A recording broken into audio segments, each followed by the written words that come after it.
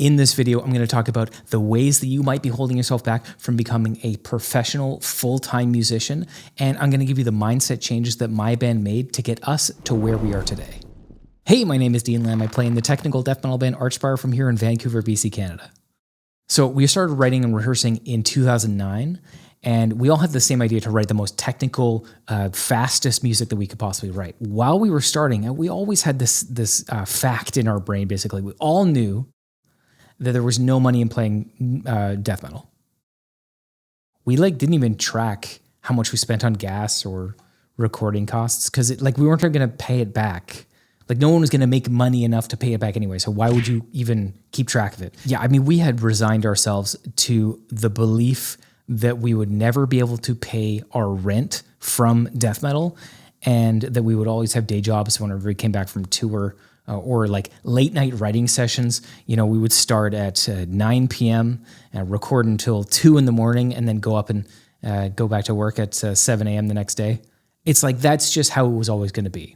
But the thing that we quickly learned, well, not quickly, but the thing that we ended up learning is that we were wrong.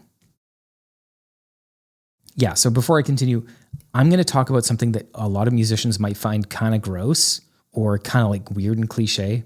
I'm going to talk about making it as a musician, or what it means to me anyway, to make it.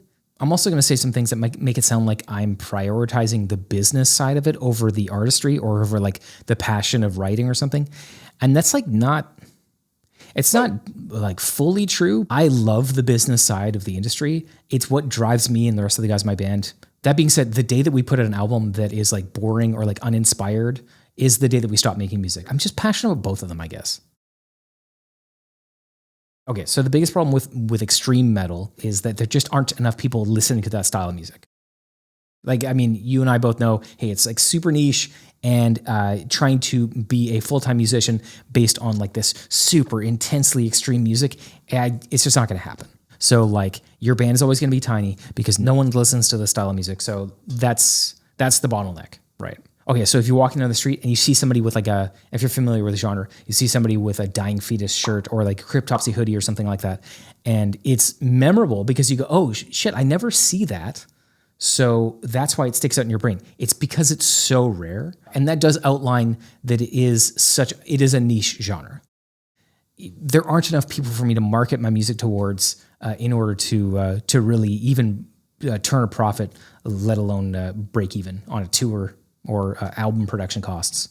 But, dude, I don't know if you noticed, metal is really, really big. I think it's bigger than you think it is. Not only is metal massive as a genre, it's also massive as a lifestyle. Merch and music go hand in hand like crazy. And when you're thinking about selling your merch to somebody, you're basically selling them a billboard that has your brand on it. So it's big, bold, your logo, your font, or whatever it is. It's big, bold. It's you couldn't ask for a better advertising tool. Okay, I'll put it in perspective. So imagine 50 people, imagine in your head 50 people, just in a big group, and you're going to see a lot of people, different styles, different haircuts, different clothing, and you might have one kind of metalhead person. They maybe Metallica, or they listen to Iron Maiden or something like that. Okay, so take that and zoom that out to about 1,000 people, and now you have people that they like a bunch of different subgenres of different genres of music. So they like post rock, they like some sort of weird indie folk music that I've never even heard of. And you're going to find a few people that like extreme metal now in this group. You might even find a couple of t-shirts, like a Gojira t-shirt or a Slayer patch or something like that. Okay. Now keep zooming out to 100,000 people. Imagine 100,000 people. It's really hard to imagine. It's just a huge amount of people. How many different representatives of each genre are you going to find? You're going to find a ton of people that like everything that you could imagine. Okay, there's 8 billion people on Earth. This means that there are always new people to market your music to. Yeah, I mean, as soon as somebody tells you that your music is too extreme or it doesn't have enough of X, Y, and Z or whatever, it's just, they're full of shit, dude. most likely, if you are passionate about the thing that you're making, whether it's like art of different kinds of music or whatever, if you're passionate about it and you can honestly say, I'm very proud of this thing, I worked really hard on it, it's a good product, there's going to be other people that like it. Lorna Shore, let's take them for example. They are probably the most popular, most extreme band, at least working today, maybe ever. I mean, you look at the numbers and you look at the types of crowds that they play in front of and the audiences that they create. Dude, that band is massive. They'll sell out a tour so quickly at like decently sized or like very large venues. They have constant blast beats. They have crazy fucking guitar solos. They have like gnarly riffs and like some of the most animalistic, crazy vocals, like guttural shit that you've ever heard. Yeah, I mean, they're killing it. I guarantee you at some point somebody was like, yo, okay, so yeah, the music is good, but you probably should dial this back, or like, you know, people aren't going to like that. Dude, those people are wrong, dude.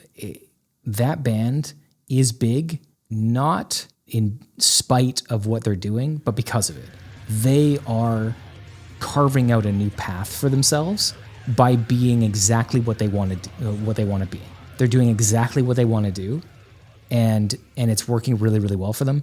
And I would love for you to name me a band that you could argue that's more extreme than Lorna Shore. I mean, I listen to them, I'm like, dude, I mean, it doesn't get much more extreme than that. Like, I don't know, maybe that's a stupid thing to say, but I don't know. For me, it's pretty obvious. They're fucking nuts. Another one is Slaughter to Prevail. These are bands that are accessing more of a mainstream audience. Those two examples, those are like the top 1% of the 1%. So you have those two bands that are just doing insanely extreme things, but they also, like, they've both grown to the size where they, you know, their tours are very expensive. So you have expensive crew, lots of production. You know, you probably have multiple buses for most of those tours that they do. You can scale that back. You can do a fraction of the cost. You can do way smaller production. You can spend a lot less on overhead and play to smaller crowds and still be really successful. Like, you know, many bands and many artists have made a living, a very great career out of playing to mostly full 1,000 capacity rooms or smaller, honestly. I mean, mostly full. Yeah. I mean, like, hey, we do pretty good. But yeah, I mean, we're not selling out tours of 2,000 or 3,000 or 4,000 capacity rooms in, you know, 2 days, and we're doing all right. I mean, I pay my rent with death metal, which is not something that most people on planet Earth could really ever say or want. Yeah, the point is, like, you shouldn't think about how playing a niche style of music is going to limit your audience. You should think more about how passionate and how excited that niche audience of people is going to be about the music that you create. And yeah, I mean, it's just really a mindset switch for me. Rather than thinking about the limitations, you should think about the possibilities and like how much you can open it up and how much you can use your passion for the music and the imagery that you're creating. Even if you think that it's not suitable for a mainstream audience, that doesn't mean that you can't just absolutely crush it by thinking bigger and thinking not in terms of limitations, but in terms of possibilities.